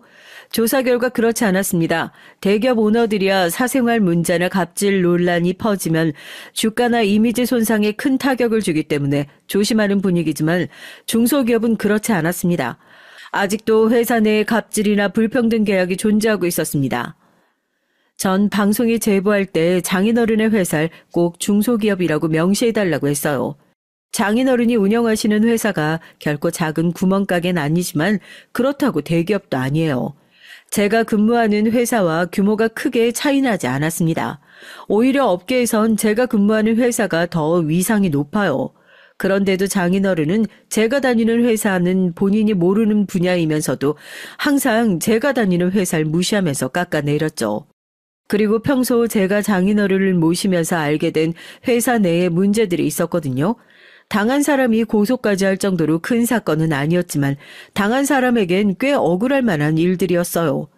아내나 장인어른은 부끄러운 줄도 모르고 그런 얘기를 저에게 하고는 했습니다. 이래서 사람들은 열심히 공부해서 좋은 직장 다녀야 하는 거라니까. 자기네들이 다 능력이 없으니까 이런 억울한 일이나 당하는 거 아니야? 난 머리 나빠서 코딱지만한 회사 다니면서 자기 회사는 육아휴직가 없다고 징징거리는 애들이 제일 싫더라. 그렇게 지들도 공부 좀 해서 진작 대기업까지. 반면 전 장인어른과 아내의 얘기를 들을 때마다 속이 답답하고 제가 다 그 사람들한테 미안했어요. 그래서 며칠 전부터 장인어른에게 사람을 붙여 영상을 찍게 해 고발할 증거를 확보했습니다. 장인어른네 회사는 다른 중소기업보다 계약직 수가 많아요. 더군다나 계약직까지도 인턴 기간을 줘서 3개월이나 부려먹고 중간에 자르는 경우도 허다했습니다. 더군다나 5년 넘게 다닌 직원을 임신했다는 이유만으로 계약직으로 전환해서 스스로 회사를 그만두게 한 사람도 있었어요. 그리고 장인어른이 본인의 지위를 이용해서 거래처나 직원들에게 갑질을 한 내용은 셀 수도 없이 많았고요. 그 내용을 아주 일목요연하게 정리해서 전 방송국에 제보했습니다. 제 생각대로 방송의 여파는 컸어요. 20분 간신히 나온 방송 이후 방송에 나온 내용을 알고도 본인이 피해자라며 장인어른 회사에서 당한 불이익을 고발하는 댓글이 방송국 홈페이지에 빗발쳤어요. 그래서 장인어른네 회사 고발 내용을 후속 방송까지 내보내겠다고 방송국에서 홍보를 했습니다. 그날 이후 아내와 장인어른은 난리가 났어요. 도대체 누가 이런 제보를 했는지 알아내느라 정신이 없었죠. 전 그 사이 아내와의 이혼을 준비했습니다. 그리고 때가 됐죠. 장인어른께서 운영하는 회사의 물건들이 모두 다 보이콧을 당하고 순식간에 반품량이 쏟아졌어요. 장인어른네 회사의 매출은 반토막이 났습니다. 거기다가 회사에선 대표가 잘못한 일로 손해를 봤으니 책임지라는 여론이 생기기 시작했고요. 장인어른은 꼼짝없이 대표 자리에서 물러나게 됐죠. 전 아내와 장인어른이 제일 힘든 일을 겪는 순간 아내에게 이혼을 건넸습니다. 그러자 아내는 노발대발 난리가 났어요. 당신 제정신이야? 우리 집 망하게 생겼다고 지금 발 빼는 거야? 내가 당신 같은 사람인 줄 알아? 난 당신네 집안 망하기 전부터 당신한테 정 떨어져서 이혼하겠다고 한 사람이야. 아무리 그래도 그렇지. 지금 우리 집이 얼마나 힘든 줄 알면서 나한테 꼭 이래야겠어? 아내는 자기가 요즘 너무 힘들다면서 이러지 말라고 울먹였어요. 전 그런 아내가 가소로웠습니다. 자식까지 낳고 산 아내인데도 우는 모습이 하나도 안쓰럽지가 않더라고요. 그 순간 전 알았죠. 정말 아내와는 끝이라는 걸요. 전 마지막으로 정말 하고 싶었던 복수를 했습니다. 우리 아버지 돌아가셨을 때 당신 나한테 어떻게 했는지 잊었어? 우리 아버지 병원에서 오늘 내일 하시는데 당신이랑 당신 부모 나더러 동남아 골프 여행 안 따라갔다고 난리를 쳤잖아. 그래서 당신은 우리 아버지 돌아가시고도 이틀이나 지나서 장례식장에 나타났고 당신 아버진 고작 그 코딱지만한 중소기업 망하는 건데 나더러 뭘 어쩌라고 이래. 난 당신 아버지 회사 일엔 일도 관심 없으니까 당장 이혼 서류에 사인이나 해. 전 그동안 참아왔던 말을 폭풍처럼 쏟아냈어요. 전 묵은 채증이 날아가듯 속이 후련해졌습니다. 아낸 마치 발작이라도 난 사람처럼 몸을 떨며 제게 달려들려고 했지만 전 무시했어요. 그러고는 집을 부동산에 내놓고 회사에 휴가를 내고 아들을 데리고 할머니가 계신 부산으로 내려왔습니다. 아내와 장인어른, 장모님까지 하루에 수십 통씩 전화가 왔지만 전 받지 않았어요. 저는 경찰서에서 할머니를 모시고 집에 왔던 날부터 이미 마음을 먹은 일이기 때문에 제 마음 정리는 이미 끝났어요. 더는 그 집 사람들과 할 말이 없었습니다. 전 아들을 안고 바닷가를 거니며 하늘을 올려다보고 아버지를 향해 마음속으로 속삭였습니다. 아버지, 원망은 절대 안 하니까 걱정하지 마세요. 아버지 덕분에 아버지를 꼭 닮은 아들이 제게도 생겼으니까요. 할머니는 걱정하지 마세요. 제가 잘 모실게요. 전 아직 부산에 있어요. 아직 서울에 집도 팔리지 않았고 이혼도 소송 중이거든요. 아내가 본인은 이혼하지 않겠다고 버티고 있습니다. 하지만 전 이미 마음을 정했기 때문에 당분간 부산에 있을 생각이에요. 제가 아내를 아는데 자존심이 강한 사람이 이혼하고 싶다는 절 끝까지 잡을 리 없습니다. 분명 자기가 먼저 더러워서 이혼해준다 하며 합의 이혼할 거예요. 장인이나 장모도 마찬가지고요. 사실 전 아들도 갑작스레 엄마와 떨어졌으니 엄마를 찾고 울면 어쩌나 걱정했는데 생각보다 아들은 엄마도 찾지 않고 할머니를 잘 따라서 셋이 할머니 집에서 잘 지내고 있어요. 매일 아침에 눈만 뜨면 눈앞에 바다가 있으니 저도 가슴이 뻥 뚫리고 좋더라고요. 고모와 할머니는 서울에 집도 정리되고 이혼도 정리되면 차라리 부산에 내려오라고 하세요. 회사 관두고 정말 할 일 없으면 고모부가 하시는 횟집이 있는데 거기서 일해도 된다고요. 전 오랜만에 가족들 품에서 편하게 지내고 있습니다. 앞으로 제가 어떻게 어디서 살게 될진 저도 모르겠지만 한 가지 확실한 건 하루라도 빨리 서울에 집이 팔려서 아내와 재산 분할이 끝나고 서류상으로도 깨끗하게 이혼남이 되는 거예요. 이혼 확정되는 순간 전 하늘을 날 듯 몸이 가벼워질 것 같아요. 앞으로 아내가 얼마나 더 버틸진 모르겠지만 전 끝까지 할 겁니다. 꼭 이혼할 거예요. 제 얘기 끝까지 들어주셔서 감사합니다. 저와 아들 두 남자의 앞날을 응원하는 댓글 많이 부탁드릴게요. 여러분에겐 항상 기분 좋은 일만 가득하시길 바랄게요.